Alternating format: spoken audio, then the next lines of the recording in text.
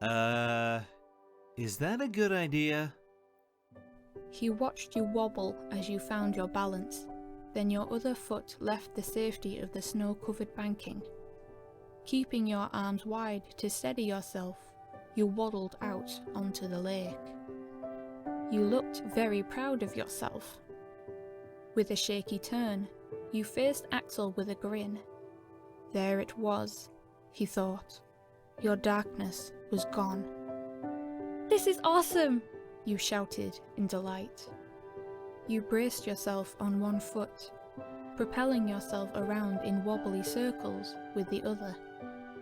You looked like a complete nutter, but Axel could tell you were having fun. Before you made yourself too dizzy, he waded out towards you, finding it much easier to move on the ice than you. He caught you mid-spin, catching you by the shoulders so you couldn't stumble. Keep spinning like that and you'll fall over. You looked up at him with a grin, but suddenly he noticed the twinkle in your eyes had suddenly faded, the darkness winding itself around your heart like bubble wrap. "You're right," you admitted. "I got carried away." He had meant it as a joke, but the damage was done.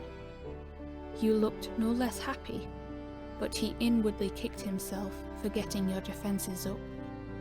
He wasn't sure if it had been what he had said or because he had touched you. Either way, your spark was gone again. He just had to try harder to bring it back, and you were worth the effort. Suddenly, you shivered. Axel's hands were uncharacteristically warm for a human's, even with his leather gloves on. They only served to remind you how cold the air was. You weren't going to let it stop you though. You were determined to shove a snowball down the back of Axel's coat, no matter how tall he was or how cold you were. If you've had enough, we can head off. Axel seemed to have other ideas. You had not had enough. Head off! You looked at the picturesque scenery. Wary Axel had the power to whisk you back to the world that never was in a heartbeat. "Don't take me back. Just a little while longer." You'll freeze. "Yeah, but..." The sun, the fresh air, the sound of birds, snow, the freedom to move around.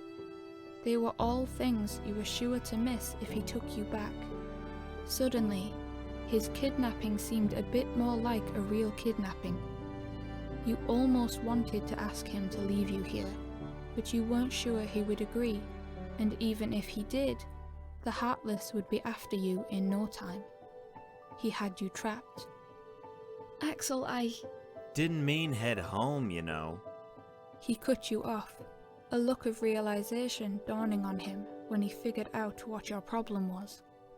"Wait, what?" He wasn't taking you back to his room? Then where on earth did he intend to go? Axel thumbed over his shoulder, back towards the crevice. There's a cabin partway down the mountain. A bit off the beaten path, but that means more privacy. Two things struck you at once. One, Axel had access to a hidden house in an obscure world. You knew Axel had been here before, but just how often? Then two, privacy seemed to be important enough for him to mention it. It made you wonder why.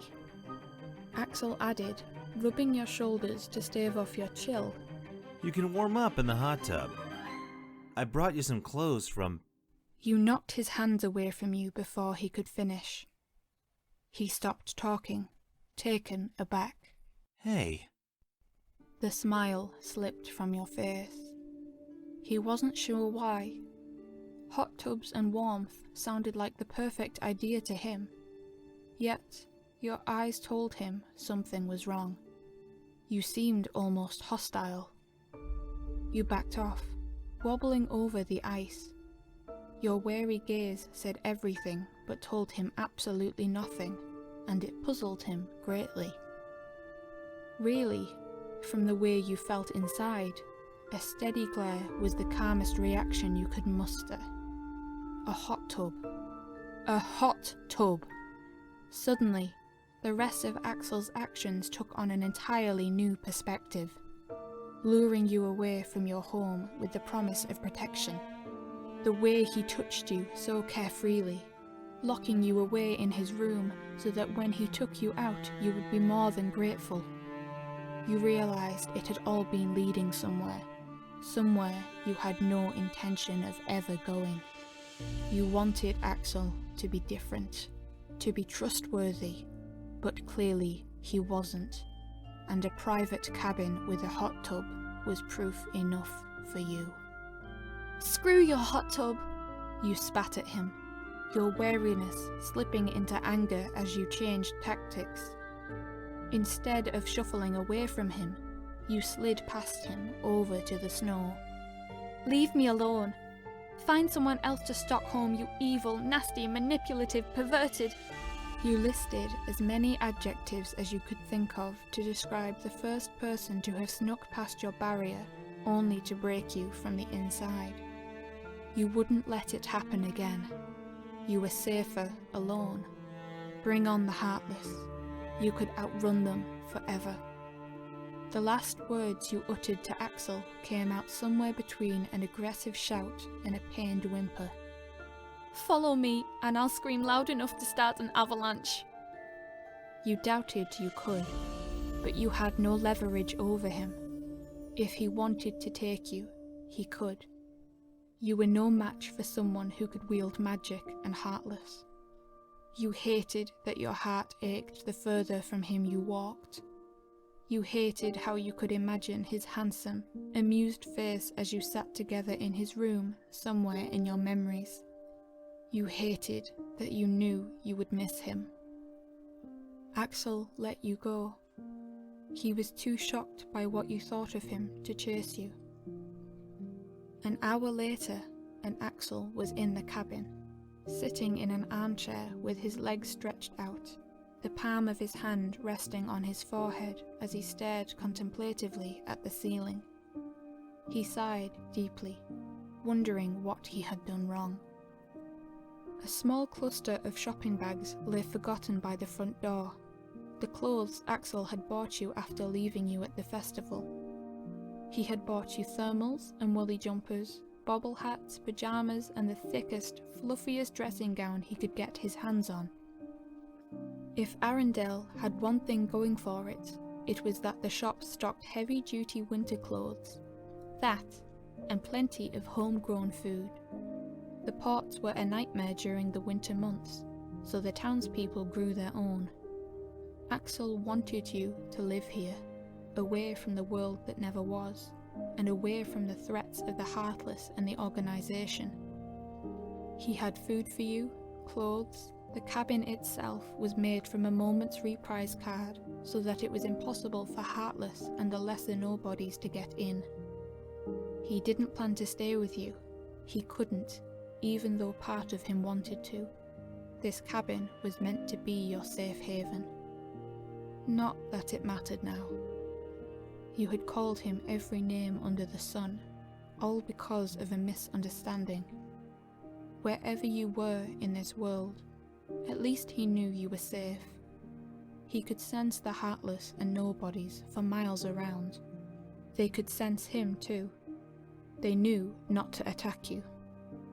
That girl, Axel muttered through a sigh. You were definitely something, no matter how considerate he was with you, and it took a lot for a nobody to be considerate. He wasn't sure you would ever trust him fully. Your outburst told him that much. He got up from the chair and stretched, groaning as he did. Then he set about hanging your would-be new clothes in the bedroom. He wasn't giving up on you yet. Maybe you would never fully trust him. He could live with that. You were not the first, and you would certainly not be the last to distrust him. Yet, unlike everyone else, he wanted you to know that he would be there for you like clearly no one in your life ever was. The pleasant sensation in his chest was growing just a little each day, and it was starting to pine for you.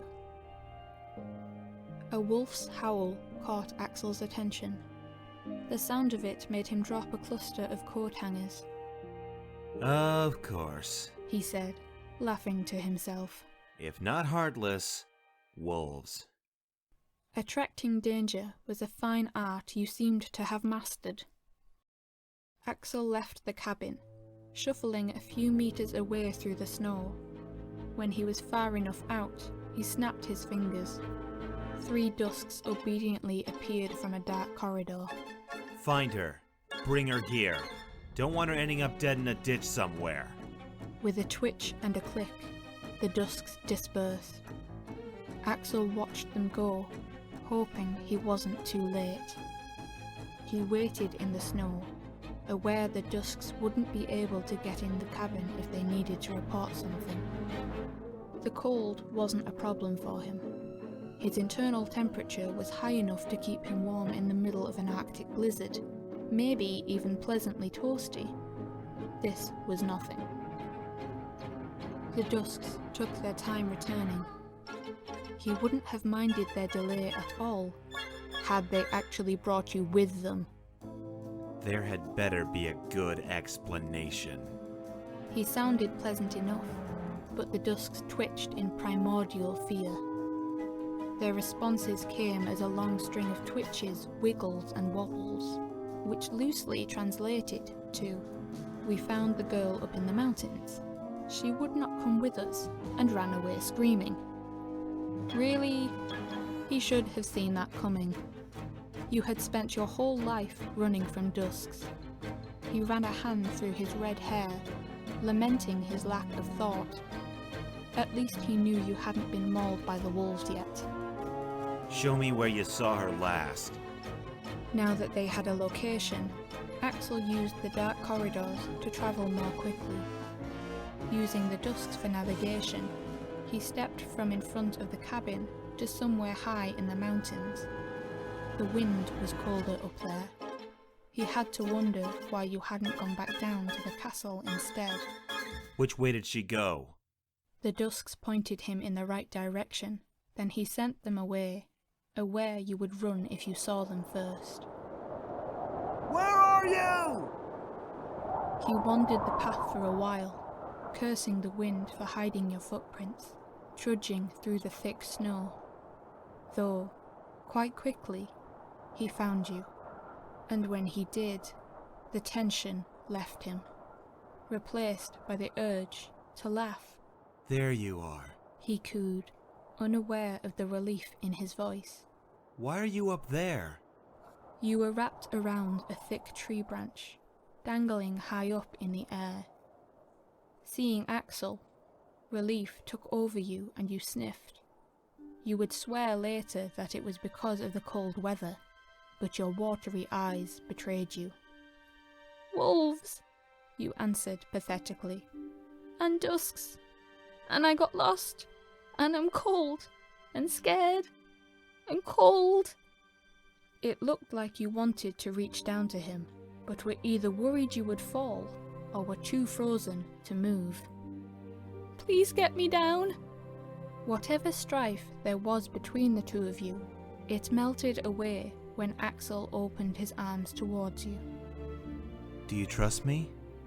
His warm smile melted the stiffness in your limbs. You answered him by letting go of the branch.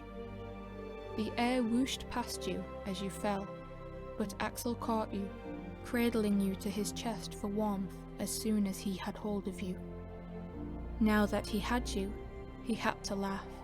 You really did have a knack for getting into trouble. It seemed he had his work cut out for him. You noticed his chuckling. What? Nothing. He brushed it off. Just... sorry. Don't be, you reassured him softly, tucking your face into his chest to stave off the cold. Thank you for coming to get me. He squeezed your body closer to him, your legs dangling over one arm. I said I'd be there. I'll always bring you home. Fortunately, your face was already flushed from the cold and against his warm chest so he couldn't see your smile. Please take me home. You got it. Axel opened the dark corridor. It whirred and hummed over the noise of the wind. Just as he turned, shielding you from the breeze, the sounds around you disappeared. You could only hear the corridor humming loudly as it beckoned you. There was one distinct sound missing. This close to Axel's chest, it should have been deafening. Why couldn't you hear his heart? The transition between the mountaintops and the calm snowy area surrounding the cabin was seamless. You were that surprised that you passed off Axel's lack of a heartbeat as nothing more than you not listening hard enough. Aren't we going home? You asked, pulling your face away from his chest. He let your legs drop to the floor so you could untangle from him. Then when you had let go, he stretched his hand towards you in invitation. You're home. If you want it to be. You tried to walk towards him, but your body was too cold to listen to you. You stumbled, but he caught you, wasting no time before taking you inside the cabin. Your answer could wait. He needed to get you warm. Inside, Axel put you in an armchair in front of the hearth, then lit the fire with his magic. You continued to shiver, so he produced the dressing gown from amongst his discarded shopping and bundled you up inside it. You had to ask where it came from, and Axel explained about the clothes and the food, and suddenly you felt very small for thinking such terrible things about him earlier. Axel waited until he was certain you had warmed up. Then he made you something to eat, got you a drink. Then when you were done, he said it would be best for you to get a good night's sleep. You wanted to stay up longer. You felt there was a lot left unsaid.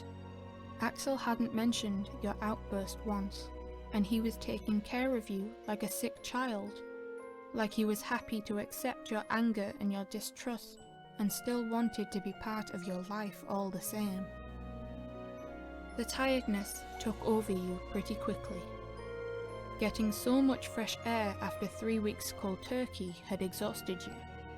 You were snug and warm, and the crackle of the fire and Axel's cheerful voice as he washed the dishes lulled you. You finally caved. Axel showed you to the bedroom, explaining it was the only bedroom in the cabin, then smiled and said not to worry. He was sleeping on the couch.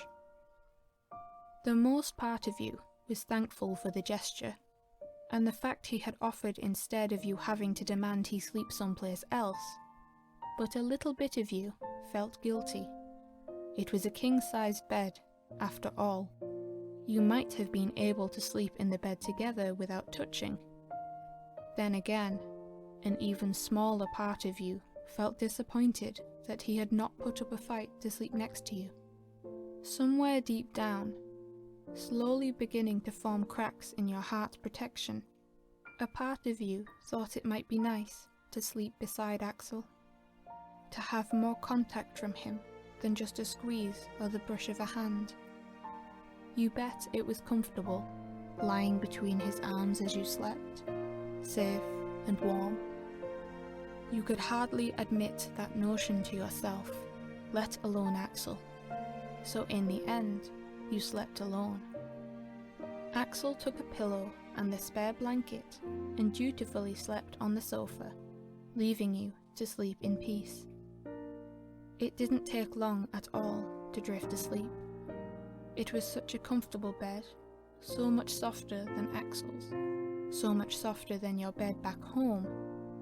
If this really was your new place, you were certain you would be happy here.